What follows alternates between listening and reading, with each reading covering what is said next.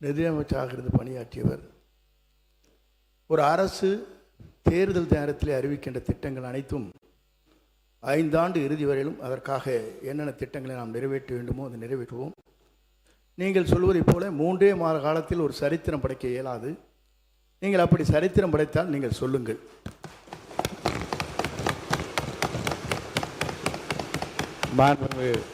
உறுப்பினர் சொல்லுங்கள். நீங்கள் பேசலாம். மாண்புமிகு பேரவைத் தலைவர் அவர்களே, மாண்புமிகு அமைச்சர் அண்ணன் செங்கோட்டையன் அவர்கள் நன்றாகவே தெரியும் அனைவருக்கும்.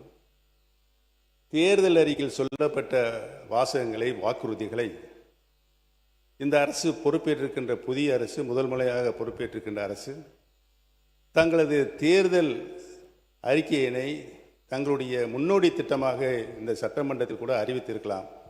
அதை கூட அறிவிக்கவில்லை என்பதுதான் எங்களின் வாதமாக இருக்கிறது. தமிழகத்தின் மக்கள் இன்று ஏமாந்து நிற்கின்றார்களே, அவருடைய எண்ணங்களின் வடிவமாக இருக்கிறது என்பதை தெரிவித்துக் கொள்கிறேன். இந்த நிதிநிலை அறிக்கை என்பது முதல் பேரவைத் தலைவர் அவர்களே, தமிழகமே பாராட்டி கொண்டிருக்கிற ஒரு தூய ஆட்சியை பற்றி ஏமாற்றத்தை உருவாக்குகிற ஆட்சி என்று நீங்கள் குறிப்பிடுவது வேடிக்கையாக இருக்கிறது. நீங்கள் இடம் மாறி இருக்கிறீர்கள், பரவாயில்லை. அதற்காக இவ்வளவு துதிபாட வேண்டிய அவசியம் இல்லை.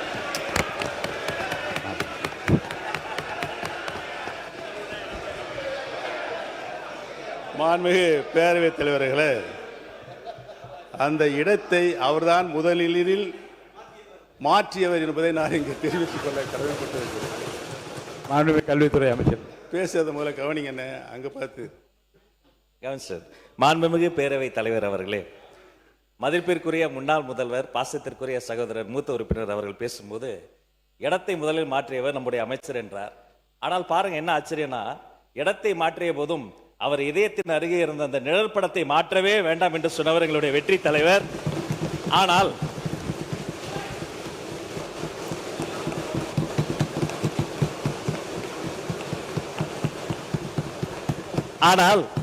அண்ணனுடைய பாக்கெட்டை பார்க்கிற பொழுது இடமும் மாறி இருக்கிறது, இதயமும் மாறி இருக்கிறதோ என்று தோன்றுகிறது. பேரவைத் தலைவர் அவர்களே,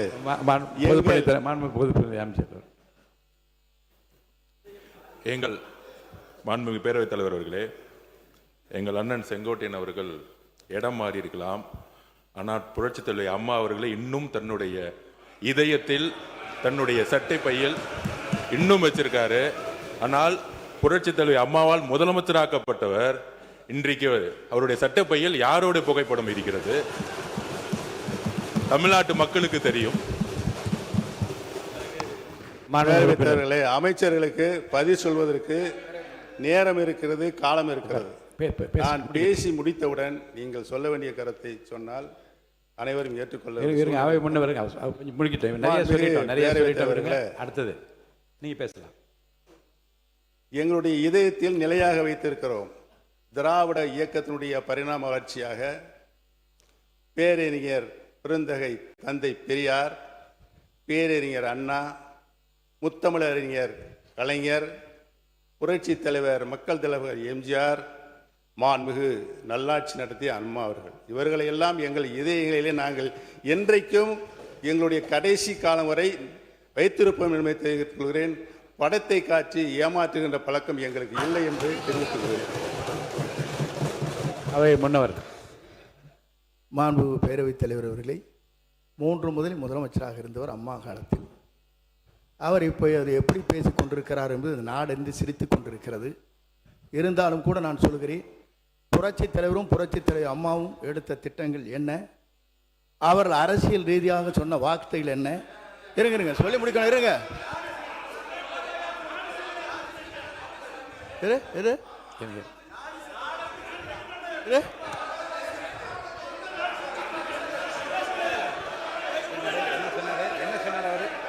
சொல்லி இருங்க, அமைதியா இருங்க.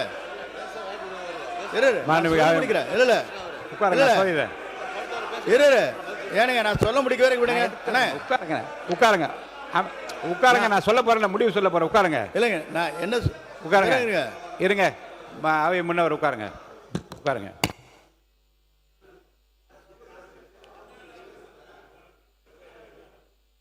நாடே சிரிக்கிறது என்ற வார்த்தை அவைக்குள் நீக்கி விடுகிறேன்.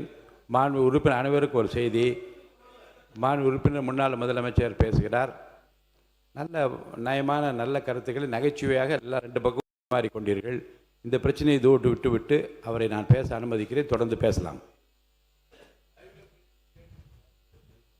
மாண்புமிகு பேரவைத் தலைவர்களே, நான் உண்மையிலேயே இந்த நிதிநிலை அறிக்கையில் பேச வேண்டும். இந்த அரசு தேர்தல் வாக்குறுதிகளை செய்திருக்கிறதா என்பதை சொல்ல வேண்டும். அதை நடைமுறைப்படுத்துகின்ற நிலையில் தான் அவர்கள் இருக்கிறார்களா என்பதையெல்லாம் சொல்ல வேண்டும் என்று தான் நான் வந்திருக்கிறேன். இடையில் நுழைந்து அண்ணன் செங்கோட்டையனை பற்றி எனக்கு நன்றாகவே தெரியும். சொல்லித்தாரில் முடிஞ்சு வச்சு அதை நான் டிரா பண்ணிக்கிறேன். ஆனால் தயவு கூர்ந்து என்னுடைய கருத்துக்களை நீங்கள் உன்னிப்பாக கவனிக்க வேண்டும். என்னோடு நீங்களும் உங்களோடு நானும் பயணித்திருக்கின்றோம். நான் எப்படிப்பட்டவன் என்று உங்களுக்கு 100% நன்றாகவே தெரியும். என்னுடைய உறுதிப்பாடு உங்களுக்கு நன்றாக தெரியும். எந்த நிலையும் நான் மாற மாட்டேன்.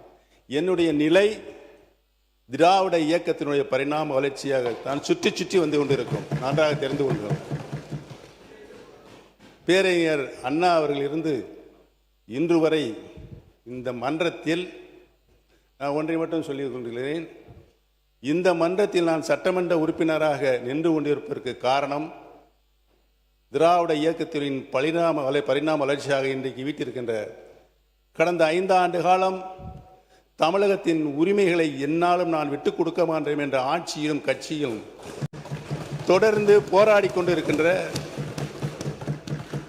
முன்னாள் முதலமைச்சர் கழக தலைவர் அவர்களுக்கு நான் நன்றி சொல்வதற்காகத்தான் என்னுடைய இந்த இதயத்தில் இருக்கின்ற பாயிண்டில் இந்த படத்தை வைத்திருக்கிறேன் என்பதை நான் தெரிவித்துக் கொள்ள கடமைப்பட்டிருக்கிறேன். இதுக்கு முன்னாடி அந்த போராட்டம் சட்ட போராட்டம் உங்களுக்கு நன்றாக தெரியும். இங்கே பாருங்க, நானே இன்னே பாருங்க. மாண்பு உறுப்பினர் என்ன பர்சனலாக உள்ள வேண்டாம், தயவுசெய்து என்னை பார்த்து கருத்து மட்டும் நீங்கள் சொல்லுங்க. நான் அலோவ் பண்ணுறேன். அமைச்சர்கள் படத்தை வைத்திருக்கிறீர்கள் என்று கேட்பதெல்லாம் தவறு இல்லை. நீங்கள் இல்லை தவறு இல்லை. அது அதை யதார்த்தமாக எடுத்துக்கொண்டு நீங்களும் சொன்னீர்கள், அவர்களும் சொன்னார்கள். அதோடு அந்த பிரச்சனை முடிந்து விட்டது. உட்காருங்க. ஆமாம், என்னை பொறுத்தவரையிலும் உங்கள் படத்தை பற்றி நான் பேசவில்லை. நீங்கள் பேசியிருப்பதுதான் கொச்சையாக இருக்கிறது. நான் ஒன்று சொல்ல வேண்டும் என்று சொன்னால், படத்தை வைத்துக்கொண்டு ஏமாற்றாதீர்கள் என்று சொல்வது வேடிக்கையாக இருக்கிறது. நீங்கள் இல்லை வேடிக்கையாக இருக்கிறது. இல்லை நீ கேட்கணும் இருங்க. இல்லை அதை சொல்ல எப்படி இருக்க முடியும்? நான் எங்கே ஏமாத்துறேன், அப்புறம் அவர் ஏமாத்துறேன் நடத்துமா? மாண்பு அவை முன்னவர் பர்சனலாக விடுங்க. ஆமாம், இல்லை இருங்க. பாருங்க, இரு பக்கம் சொல்லப்பட்ட கருத்துக்களை நகைச்சுவையாகவும் நயமான கருத்துக்களாகவும் அவை எடுத்து அதோட விட்டுருங்க. அது போதும், அதோட போதும்.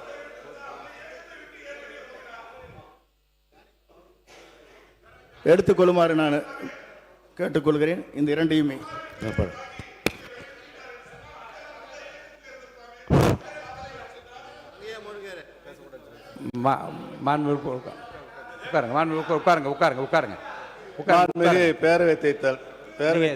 தொடர்ந்து பேசுங்க. நீங்க இந்த முதல் ஏமாற்றத்தை எங்களுக்கு ஏன் தந்தீர்கள் என்று இந்த அரசை பார்த்து மகளிரும் புலம்புகிறார்கள், இளைஞரும் புலம்புகின்றனர். அவர்களை பார்த்து கண்ணீரோடு நிற்கும் விவசாயிகள் தனது ஏமாற்றத்தை வாய்விட்டு சொல்ல முடியாமல் தவித்துக் கொண்டிருக்கிறார்கள். எப்படி சொல்வார்கள்? பாவம். இப்படி எடுத்த போச்சு.